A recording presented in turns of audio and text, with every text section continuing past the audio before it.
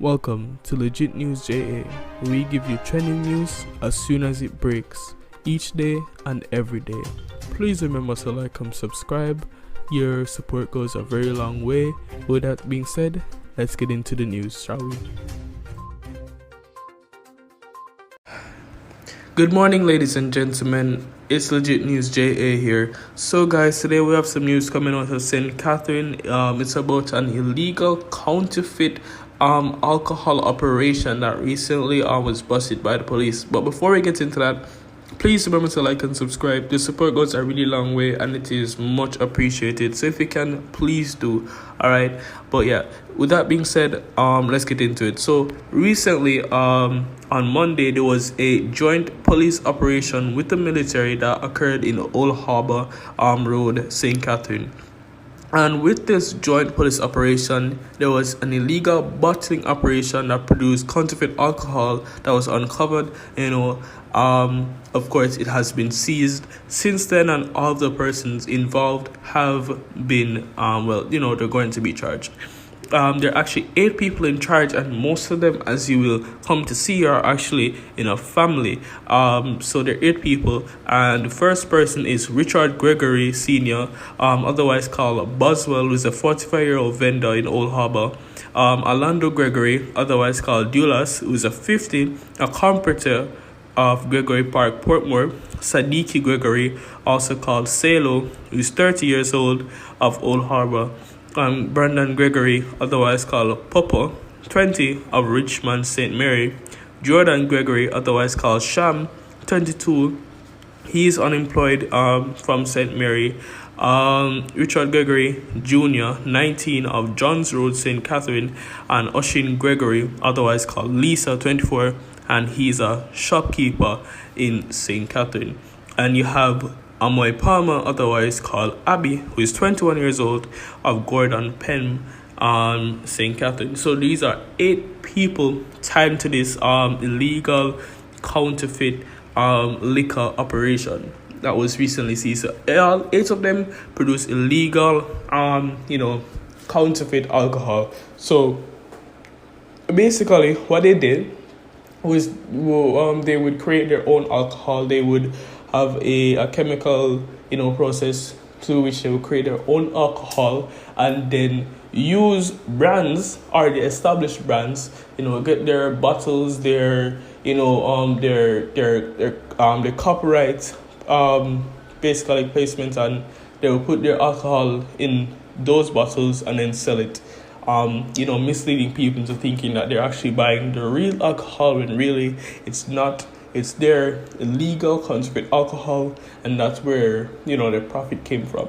So not only where they were infringing on copyrights, they were also producing alcohol illegally, and they were doing it without any health restrictions or hazards. They're producing alcohol ways that can, in the worst case scenario, cause someone sickness, right? So all the equipment that they had weren't necessarily, I would say, advanced, or it wasn't very clean. You will see pictures of the operation soon on the screen, but you can see they weren't exactly doing it at an industrial level. It was very producing your own alcohol at home kind of thing. Along with the equipment and the illegal alcohol and the bottles from the already established alcoholic brands, the police also uncovered $218,000 in cash. So, like I said, they were clearly selling it to shopkeepers and other people, vendors as well. One of the people that was arrested was a vendor. It is possible that he sold illegal alcohol at his shop. It's possible. We're not sure. But yeah, and they were making a decent amount of money off of it, as we can see. So the police report that about 5 a.m., between 5 a.m. and 8:30 a.m., a police military team entered the premises where they uncovered the illegal bottling operation and counterfeit liquor. The team allegedly discovered hundreds of bottles, labels of popular local liquor brands, a bottling machine, and several cases of raw material in which they used to make the alcohol. The police also said they're warning citizens to make sure that when they buy alcohol, they're buying the real brand, the real thing, because again, if you buy fake alcohol from these at-home producers, there's a health hazard, there's a health risk. You're not sure what you might get. The alcoholic content might be too high, it might be a health risk. For instance, let's say you buy a Rare Nephew and the bottle is supposed to be 33% alcohol, right? But you buy it, but unknowingly you buy it from this at-home producer and the alcoholic content is more, right? It is, let's say, 50, 60, then of course you're going to drink the same amount of Rare Nephew because you think it's the same amount, but no, you get me. And as a health hazard, as well as the alcoholic content might be too low, and then you might have germs or bacteria existing in the alcohol, right? So it really is bad for business, for the company that they're ripping off, and for people like you and me, the customers who would buy alcohol. So in my eyes, it's a good thing that this was stopped. It's unfortunate though, because I understand this is a way of making money for the family. Of course, I'm sure they don't really necessarily want to do this, but circumstances put them to this.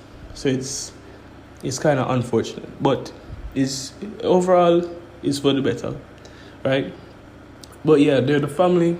Well, everyone involved are scheduled to appear at the court on March 29th, 2022. Of course, we'll let you know if anything develops of this story, if you guys like. But yeah, that's pretty much it. Like I said, these guys would basically produce this counterfeit liquor, get the brands, the product, the bottles, the labels of the local brands, and sell it to shopkeepers and people who probably knew, but more than likely I would imagine did not really know. But yeah, guys, so that's really it. But yeah, guys, tell me what you guys feel about this story. If you feel like all in all, I know really the family fault. It's just one of them things there where really you say better the police they just leave them alone and just make them do them own thing. Or if you think like they were doing the wrong, if they were in the wrong for basically selling illegal liquor, please let me know in the comments below, guys. I'm really interested to find out, because I know some people disagree with me and my opinion. So if you do, please let me know. But yeah, guys, that will be it for this video. Once again, if you can like and subscribe, please do. It's much appreciated. But yeah, I'll see you guys next time. Later.